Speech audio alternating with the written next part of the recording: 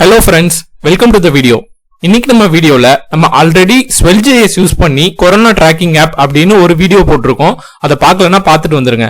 இன்னைக்கு அந்த வீடியோல டெவலப் பண்ண அந்த கொரோனா ட்ராக்கிங் ஆப்பை Github யூஸ் பண்ணி எப்படி லைவ்ல போடுறதுன்றத பத்தி பார்க்க போறோம். ஃபர்ஸ்ட் github.com குள்ள போய்க்கோங்க. உங்களுக்கு Githubல அக்கவுண்ட் இல்லைன்னா கண்டிப்பா ரெஜிஸ்டர் பண்ணி ஒரு அக்கவுண்ட் கிரியேட் பண்ணிக்கோங்க. அக்கவுண்ட் கிரியேட் பண்ணிட்ட உடனே ஒரு லாகின் பண்ணிட்டு லாகின் பண்ண உடனே உங்களுக்கு மேல வந்து இங்க பிளஸ் ஐகான் ஒன்று இருக்கும். அதை கிளிக் பண்ணீங்க அப்படின்னா உங்களுக்கு நியூ ரெபாசிட்டரின்னு ஒரு ஆப்ஷன் வரும். அந்த நியூ ரெபாசிட்டரி கிளிக் பண்ணீங்கன்னா உங்களுக்கு இந்த மாதிரி ரெபாசிட்டரி கிரியேட் பண்ற பேஜ் வந்துடும். இந்த பேஜ்ல வந்து இப்போ நம்ம ரெபாசிட்டரியோட நேம் கொடுக்கணும். என் ரெபாசிட்டரி நேம் வந்து கொரோனா -ஆப்னு கொடுக்குறேன். Githubல ரெண்டு டைப் ஆஃப் ரெபாசிட்டரிஸ் இருக்கு. ஒன்னு பப்ளிக், இன்னொன்னு பிரைவேட். பப்ளிக்ல பாத்தீங்கன்னா ரெண்டுமே ஃப்ரீ அக்கவுண்ட் தான். பட் வந்து பிரைவேட்ல உங்களுக்கு வெப் பேஜ் ஹோஸ்ட் பண்றது ஃப்ரீ கிடையாது. அதுல சில பேமெண்ட் சப்ஸ்கிரிப்ஷன்ஸ் இருக்கு. சோ நான் பப்ளிக் சூஸ் பண்ணிக்கிறேன். எனக்கு ரீட்மீன்ற ஒரு டெக்ஸ்ட் ஃபைல் வேணா, அதனால இதை நான் எம்டியா விட்டுறேன். உங்களுக்கு வேணும்னா அதையும் கிளிக் பண்ணிக்கோங்க. கிளிக் பண்ணிட்டு இங்க கிரியேட் ரெபாசிட்டரி கொடுத்தீங்கன்னா உங்களுக்கு ரெபாசிட்டரி கிரியேட் ஆக ஸ்டார்ட் ஆயிரும். சோ இப்போ என்னோட ரெபாசிட்டரி கிரியேட் ஆயிடுச்சு. சோ இதுதான் என்னோட ஃபைனல் Svelte.js பில்ட் ஃபைல்ஸ். இங்க index.html இருக்கு. இதுதான் வந்து ரூட் ஃபைல். கிளிக் பண்ணீங்கன்னா எனக்கு ப்ரௌசர்ல ப்ராஜெக்ட் ஓபன் ஆயிடுது. சோ இதான் இப்போ நான் ரெபாசிட்டரியில புஷ் பண்ண போறேன். ரெபாசிட்டரியில புஷ் பண்றதுக்கு நமக்கு சில ரெக்யர்மெண்ட்ஸ் இருக்கு. நம்ம கண்டிப்பா git இன்ஸ்டால் பண்ணியிருக்கணும் நம்ம சிஸ்டம்ல. அது எப்படி இன்ஸ்டால் பண்றது அப்படின்னா git-scm.com போனீங்கன்னா இங்க டவுன்லோட் டு இந்த வெர்ஷன் ஃபார் விண்டோஸ் அப்படின்னு இருக்கும். அதை கிளிக் பண்ணி நீங்க நெக்ஸ்ட் கொடுத்து இன்ஸ்டால் பண்ணிக்கலாம். இன்ஸ்டால் பண்ணிட்டு அது எப்படி நீங்க செக் பண்றது அப்படின்னா ரைட் கிளிக்ல git bash இருக்கும். அப்படி இல்லைன்னா நீங்க டெர்மினலே ஓபன் பண்ணிக்கலாம். ஓபன் பண்ணிட்டு git ஸ்பேஸ் -version அப்படின்னு கொடுத்தீங்கன்னா உங்களுக்கு வெர்ஷன் காட்டும். வெர்ஷன் காட்டி இருந்துச்சுன்னா அது இன்ஸ்டால் ஆயிருக்கு அப்படின்னு அர்த்தம். ஓகேங்களா? நெக்ஸ்ட் இப்போ நான் என்ன பண்ண போறேன் அப்படின்னா நம்ம ஆல்ரெடி வந்து ஒரு ரெபாசிட்டரி கிரியேட் பண்ணியிருந்தோம். கரெக்ட்டுங்களா? அந்த ரெபாசிட்டரிக்கு போயிட்டு அதுல கமெண்ட்ஸ் கொடுத்துருப்பாங்க. ஃபர்ஸ்ட் என்ன பண்ணணும்? git init பண்ணணும். அதை போய் இப்போ பண்ணலாம்.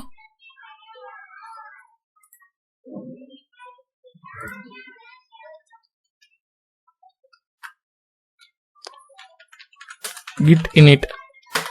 இப்போ நம்மளோட ப்ராஜெக்ட் ஃபைல்ல ஒரு git ரெபாசிட்டரி வந்து கிரியேட் ஆயிடுச்சு. ஓகேங்களா? இங்க பாத்தீங்கன்னா உங்களுக்கு தெரியும் .git initனு கிரியேட் ஆயிருக்கு பாருங்க. நெக்ஸ்ட் என்ன பண்ணணும் அப்படின்னா ப்ராஜெக்ட் ஃபைல்ஸ் எல்லாமே ஆட் பண்ணணும். இப்போ லோக்கல்ல நமக்கு ஆட் ஆயிடுச்சு. நெக்ஸ்ட் கமிட் பண்ணணும். git commit -m. இது சும்மா ஒரு கமிட் மெசேஜ் தான். நீங்க இங்க என்ன வேணா கொடுத்துக்கலாம். ஓகே, இப்போ நம்ம லோக்கல்ல எல்லாமே புஷ் பண்றதுக்கு ரெடி ஆயிடுச்சு. நம்ம நெக்ஸ்ட் என்ன பண்ணணும் அப்படின்னா ரிமோட் ஆட் பண்ணணும்.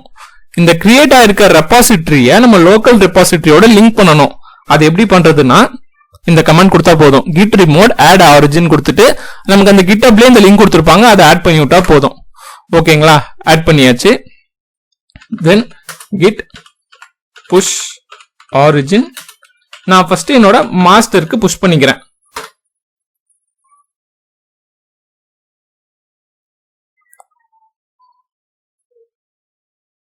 ஓகே, இப்போ எனக்கு Githubல இந்த எல்லா ஃபைல்ஸும் எனக்கு அவைலபிளா இருக்கும். போய் செக் பண்ணி பார்த்தா நமக்கு தெரியும். பாத்தீங்களா? இப்போ அந்த எல்லா ஃபைல்ஸும் இங்க அவைலபிளா இருக்கு. ஜஸ்ட் உங்க ஸ்கிரீனை ரெஃப்ரெஷ் பண்ணாலே உங்களுக்கு அந்த ப்ராஜெக்ட் ஃபைல்ஸ் எல்லாம் லோட் ஆயிரும். நெக்ஸ்ட் இதை எப்படி நம்ம வந்து லைவ்ல போடுறது, ஹோஸ்ட் பண்றது அப்படின்னா இங்க செட்டிங்ஸ்னு ஒரு ஆப்ஷன் இருக்கும். அதை கிளிக் பண்ணிக்கோங்க.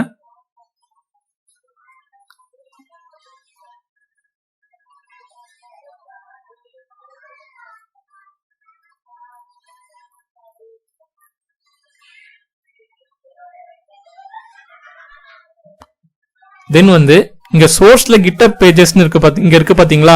இதுல வந்து போயிட்டு use the master branch for GitHub pages அப்படின்னு கொடுத்துருங்க.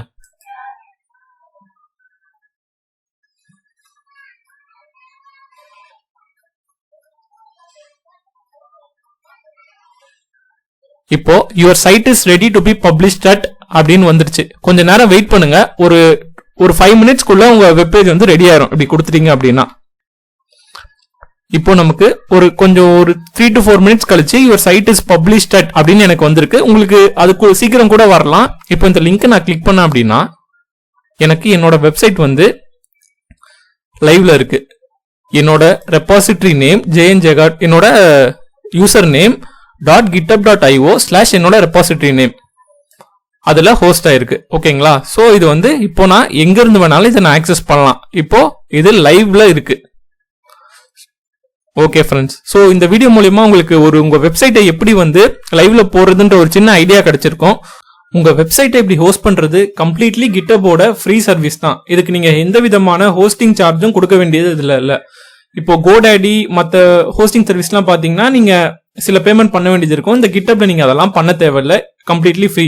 ஆனா வந்து இதுல கிளைண்ட் சைடு மட்டும் தான் நீங்க வந்து ஹோஸ்ட் பண்ண முடியும். உங்களோட back end like PHP Node.js அந்த மாதிரிலாம் வந்து கிட்டப்ல ஹோஸ்ட் பண்ண முடியாது. உங்க ஃபைல்ஸை நீங்க ரெபாசிட்டரியில சேவ் பண்ணி வச்சுக்கலாம். ஓகேங்களா?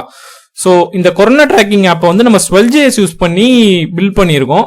இதை பத்தி நான் எப்படி இந்த சைட்டை டெவலப் பண்றது அப்படின்ட்டு ஆல்ரெடி ஒரு வீடியோ போட்டிருக்கேன். அந்த டிஸ்கிரிப்ஷன்ல லிங்க் கொடுக்குறேன், வேணும்னா செக் பண்ணி பாருங்க. Okay friends, thank you.